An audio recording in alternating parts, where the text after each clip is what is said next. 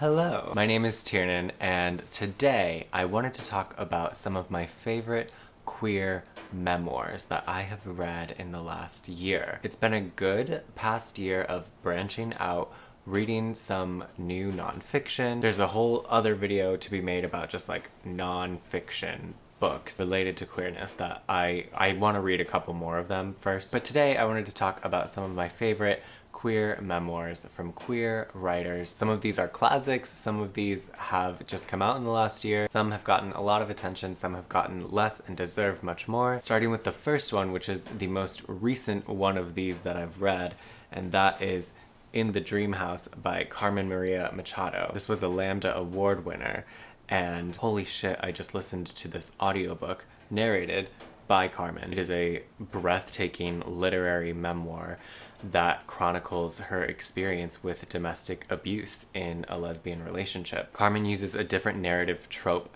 for every chapter to view the relationship through that lens. So it's not a super, chronological chapter by chapter account. It'll be Dream House as Chekhov's gun, or time travel, or even just the name of a story. Choose Your Own Adventure, pop single, double cross. Sometimes while listening, I would get so into a chapter, but then I would get thinking about it and I would kind of get lost and go back. And that doesn't really happen to me too much with audiobooks anymore. I've kind of become an audiobook pro, but this one would like reel me in and then sort of divert quickly, which I kind of think says a good thing about the writing. And something about me that I just like got lost in it, that all of the diversions kind of made me have to go back. But holy shit, there are some like show-stopping lines in this book that are heartbreaking and like way too true and very honest, very vulnerable and beautiful. I have so much respect for this writer putting her story out there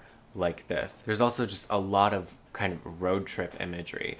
They kind of drive between their places and then it's like visiting family, and so there's a lot of like US, Midwest even travel. There's like an eeriness about that side of it too that just, this book is so beautiful. I recommend, being in a good place where you can take in a story about domestic abuse that is real and haunting. So if you are, highly recommend this book. If not, I would keep it on the back burner, but definitely on your radar. Another book I've read recently is Over the Top by Jonathan Van Ness. You know Jonathan from Queer Eye. They have written a beautiful memoir. Jonathan Van Ness went through some shit, as you may or may not know, basically up until the point that they were on Queer Eye. Basically nothing is held back in this book. It is a raw and very real account of a struggle through bullying, addiction, realizing that they're HIV positive, but it's ultimately a story about self-love and staying true to yourself and coming out on the other side a true winner, as we all know Jonathan Van Ness is. Also takes place in Illinois throughout the childhood chapters. But man, again, some heartbreaking moments in here. I promise not all of these are like sad memoirs. And this one, there's a lot of darkness here, but it leads you to this light that is Jonathan Van Ness's life now. For this one also, I do recommend the audiobook because Jonathan reads it and it's just a very entertaining listen. I couldn't film this video without talking about Fun Home by Alison Bechdel. This is a book that I first saw as the Broadway musical Fun Home, which I just fell in love with and sang Ring of Keys every day for a long time. And this is a graphic novel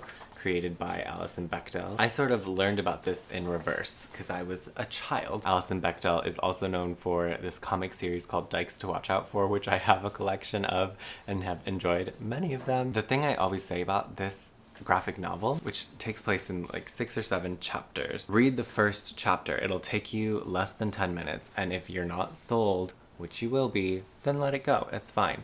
The end of the first chapter just takes my breath away. It's written in a much kind of more maudlin, like dour way than the musical is, which I'm grateful for the musical in that way, but it also is just like, it's a lot to take on reading, but I'm so glad I have. It's basically about Alison Bechdel's relationship with her father, who has passed away by suicide. He was a gay man, and she had come out as a gay woman. So she has this connection to him and now to his ghost, and just feels a lot of guilt and confusion about his death. And it's, oh god, just so well written, so heartbreaking.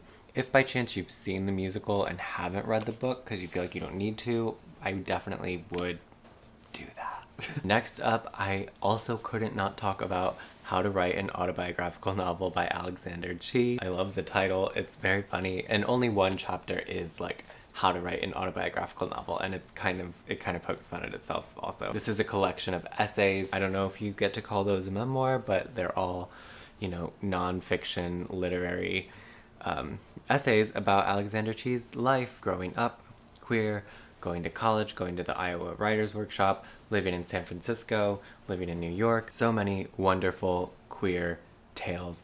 There's a chapter I really love about tarot, one about doing drag in San Francisco on Halloween. This basically like set the tone for my year writing last year, which I'm eternally grateful for. I've been slowly rereading the essays also this year, but out of order, because I read it in order the first time. So I'm just going back to my favorite ones. I think by the end of this year I'll have reread the entire thing, but this is like a touchstone forever in like my favorite books of all time. If you've ever related to my taste in queer books or books, and you haven't read this one yet, I would definitely do that. This is a book that came out last year. It is All Boys Aren't Blue by George M. Johnson. They also have another book coming out. George M. Johnson has done so many things in the media. They've spoken about being HIV positive, growing up Black and queer. This book touches on so many of those themes through a YA lens. This is kind of a YA memoir manifesto, and that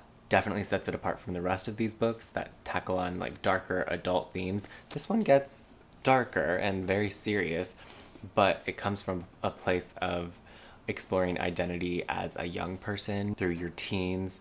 And so I think it's really important to have this, you know, in the mix. Even though YA is so prominent in the book world, it's easy to focus on what happens next, especially from a nonfiction memoir perspective. So this, I think, really fills that gap in the YA nonfiction market. George M. Johnson is a respected writer, and also look at this cover. Stunning. And the final book I want to talk about, this is Essays and Speeches, so you probably couldn't really call this a memoir, but I have the obligation to make sure that you read Sister Outsider by Audre Lorde, and when you do, break out your highlighter and just like take it one essay or speech per night, and it will just change your life. It's what I spent all of my last July doing. In the heat of the lost summer of the pandemic, I was getting my queer Black feminism theory on, as we all should have been doing. It is the structure at the top which desires changelessness and which profits from these apparently endless kitchen wars. That's just a line I randomly flipped to. You need to read this book. If you read anything that I'm talking about today, it needs to be this one. I'm sorry to all the other books, but this is just essential in reading. So those are some of my favorite queer memoirs. I definitely have a part 2 in me for this video, and also, again, some nonfictions that I would like to talk about. Leave me a comment and tell me some of yours. Do you agree with any of these choices? My name is Tiernan. Links to everything will be in the description. Thank you so much for watching. Have a good one, and I'll see you very soon. Goodbye!